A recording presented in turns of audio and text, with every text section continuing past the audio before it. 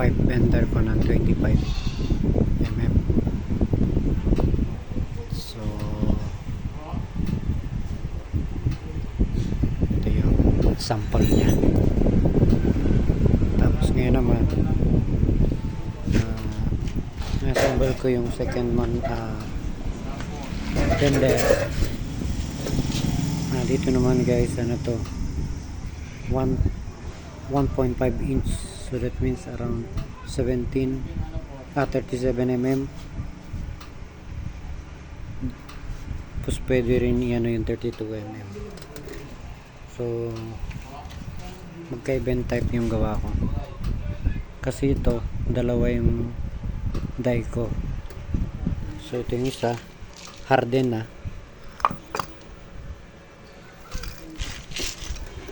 Yan, yung isa hindi pa harden. Gawa to nung kaibigan ko sa Malaysia, bigay niya sa akin, ginawa niya ako nito.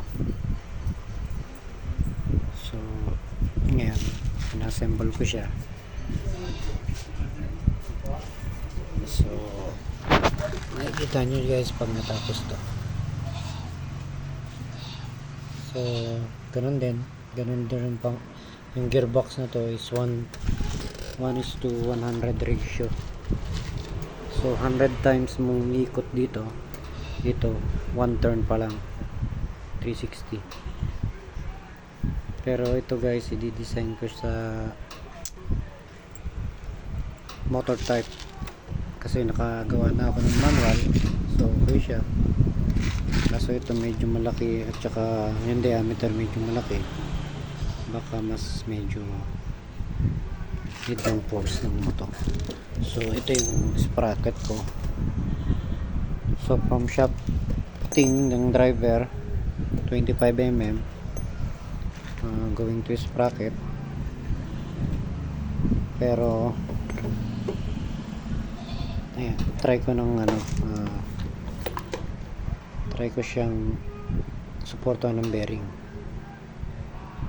dun sa shafting kasi mas baka kailangan niya.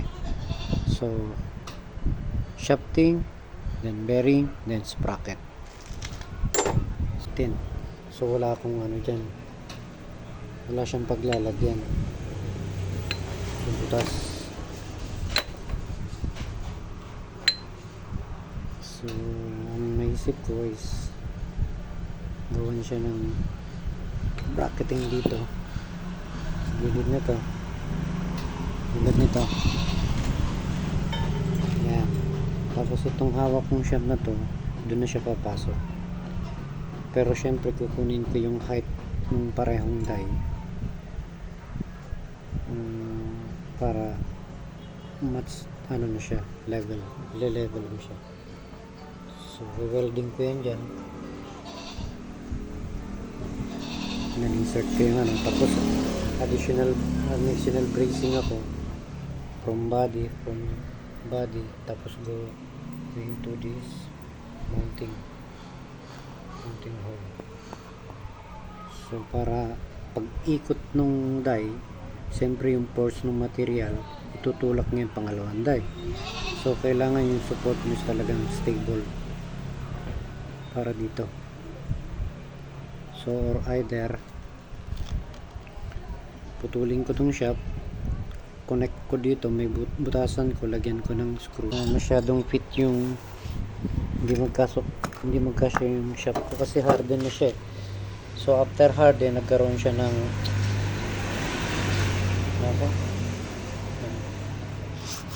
kunti lang, around 0.01. So kailangan ko siyang surface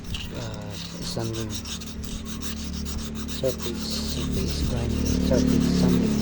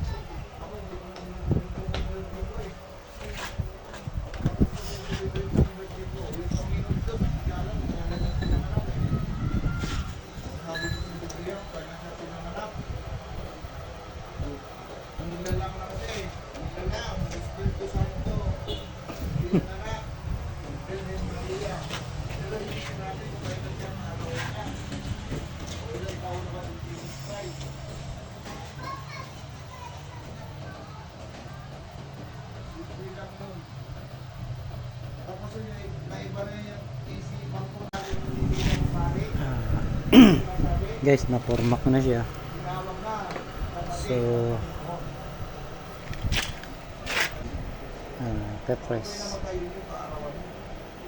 So yung ginawa ko, so meron siyang extension parang SIM, tapos yun, eksakto mayroong mountingan doon.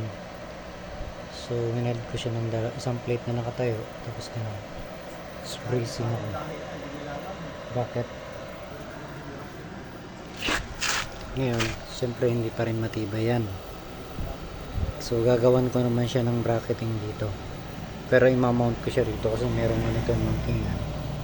Pagka mount dito, ma-mount naman siya rito sa either sa dalawang hole. So at least hinihila niya. Pag push man yan, pag ganun nung material niyan, pag bend, hindi niya ibubuka tong pangalawang itong guide and die. So hindi niya ibubuka yan. So kailangan ka magkaroon ng bracing dito sa ilalim papunta rito. So kabilaan yan, dun din sa kabila. Or either yung sabi ko nga kanina, pag pinutol ko to, syempre kukunin ko yung meron ng threading. So puputulin ko yan ng ganyan, nakalabas dyan mga around 50 mm na nakalabas. Or either flat din, kasi flat yun eh. So hindi pwede kasi iikot pala to. So hindi pwede ako mag-mount and mounting din dito. So no choice, doon tayo sa ilalim. Kasi pwede ko tong i-position ng ganito. So bracket yan papunta doon. Ganun din papunta doon sa kabila. So guys, update ko ulit kayo pag meron, pag ginawa ko yung support ng bracket. So ngayon medyo hindi pa fully weld yun, around 12 mm tacking, 12 mm tacking, 12 mm. So at least stable na siya kahit papano.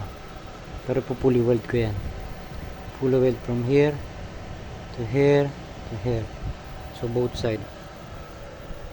So ayan muna guys.